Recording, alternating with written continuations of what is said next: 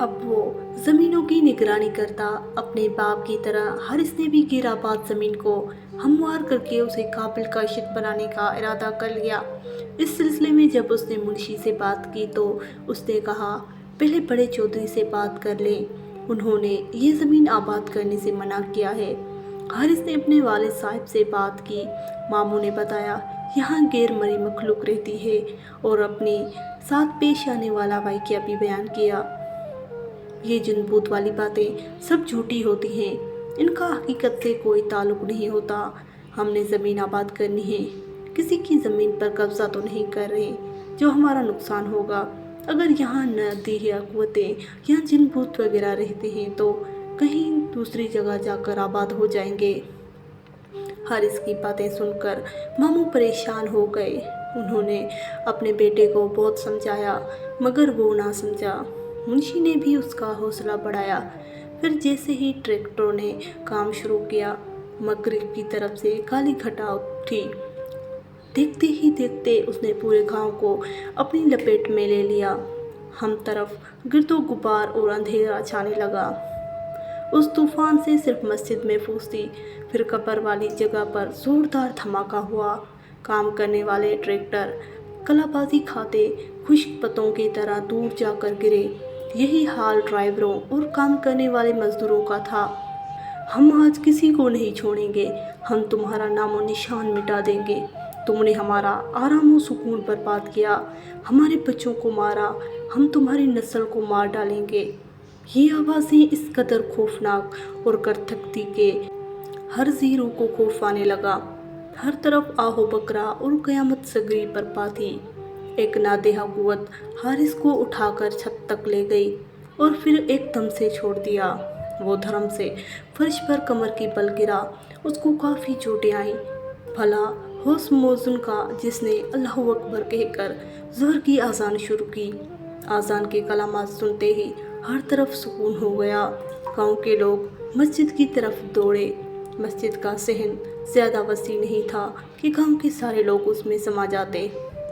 लोग इमाम मस्जिद से दुआ की अपील कराने लगे।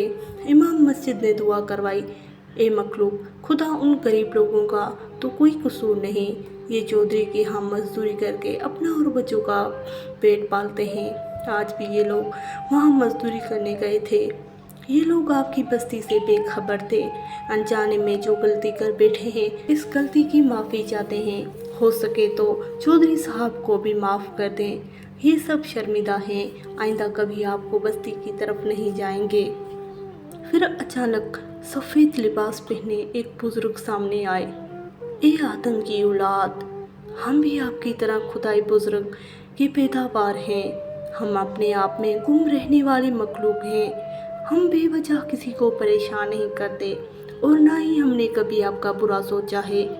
अगर हमने किसी के साथ बुरा सलूक किया तो वो सामने आए, हम सज़ा भुगतने को तैयार हैं। अपने गिरबानों में झांको, आपका दीन इस्लाम तो अमन शनाख्ती का दरस देता है। बरादरी और तहम्मुल उसके उसूल में सिरातल मुस्तकीम उसकी राह है। उस सच्चाई और इंसाफ जज्बा ईमान है। चौधरी यूनुस और उसके बेटे का किरदार सबके सामने है।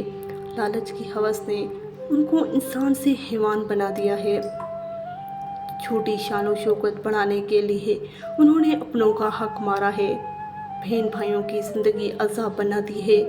जाओ, हम तुम्हें माफ़ किया, फिर कभी भूल कर भी हमारी बस्ती की तरफ मत आना। दोबारा गलती की तो हम माफ़ नहीं करेंगे। याद रखो, इस वक्त हम खौफे खुदा से आप लोगों को माफ़ कर रहे हैं, मगर चौधरी यूनुस और उसके बेटे को कभी माफ़ नहीं करेंगे। उनको हम तड़पा तड़पा कर मार देंगे। हम उनको ज़रूर सबक सिखाएंगे। उन्होंने अपने अरमानों का खून किया है, हमारी बस्ती को गिराया। ये माफ़ी के हकदार नहीं। उनको माफ़ी उस सूरत में मिल सकती है, ये अपने बहन भाइयों को उनके हिस्से की ज़मीन वापस कर दें और दोबारा कभी हमारी बस्ती का रुख ना करें। सब लोग गर्दनें झुकाए और बुजुर्ग की बातें सुन रहे थे और उनकी दहशत से हर कोई कांप रहा था। अब मैं जा रहा हूँ। अगर चौधरी साहब ने हमारी बात ना मानी तो हम उसको इबरत का निशान बना देंगे। वो बुजुर्ग चंद कदम पीछे की तरफ और फिर गायब हो गए। इमाम मस्जिद ने लोगों को मुखातिब किया, हमसे गलती हो गई है। इस गलती के इजाले के लिए हमें दोबारा इस मखलूक की मिन्नत समाजत और कब्र वाली जगह पर खिरात करना होगी। हमें हर हाल में इस मखलूक को राज़ी करना होगा। अगर हमने ऐसा ना किया तो पूरा गांव राख का ढेर बन जाएगा। इसी वक्त गांव के हर बंदे ने अपनी हैसियत के मुताबिक इमाम मस्जिद को पैसे जमा करवाए और शाम को कब्र वाली जगह पर खिरात की गई। मामू यूनुस ने अपने बहन भाइयों को वहां बुलवाकर उनके हिस्से की ज़मीन दे दी। गांव की रौनक फिर से बहाल होने लगी, लेकिन मामू की हालत पहले से ज़्यादा ख़राब हो चुकी थी। ऐसा महसूस हो रहा था मामू का आखिरी वक्त करीब आ चुका है। गांव की बड़ी अयादत के लिए आते तो वो मशवरा देते, चौधरी साहब अपने बहन भाइयों को राज़ी कर लो, उनसे माफ़ी मांग लो। बड़ों की बात मानकर मामू ने बहन भाइयों को अपने पास बुलवाया, अपने किए की माफ़ी मांगी। सब बहन भाइयों ने उसे माफ़ कर दिया। एक बार फिर जिनात की बस्ती में खैरात बांटने गए। लोग खैरात के चावल खा रहे थे। एकदम एक लम्हे के लिए सब कुछ रोशन हो गया। इमाम मस्जिद ने कहा, जिन्होंने दिल से चौधरी साहब को माफ़ कर दिया है। दूसरे दिन हारिस ने अपने वालिद को शहर के एक अस्पताल में दाखिल करवाया। अब वो आहिस्ता आहिस्ता तंदुरुस्त होने लगे। एक माह अस्पताल में रहने के बाद वो घर आए। मामू अब मुकम्मल तौर पर सेहतयाब हो चुके थे। तो मेरे प्यारे दोस्तों, आज की कहानी आपको कैसी लगी? अच्छी लगी है तो वीडियो को लाइक करें। अल्लाह हाफिज़।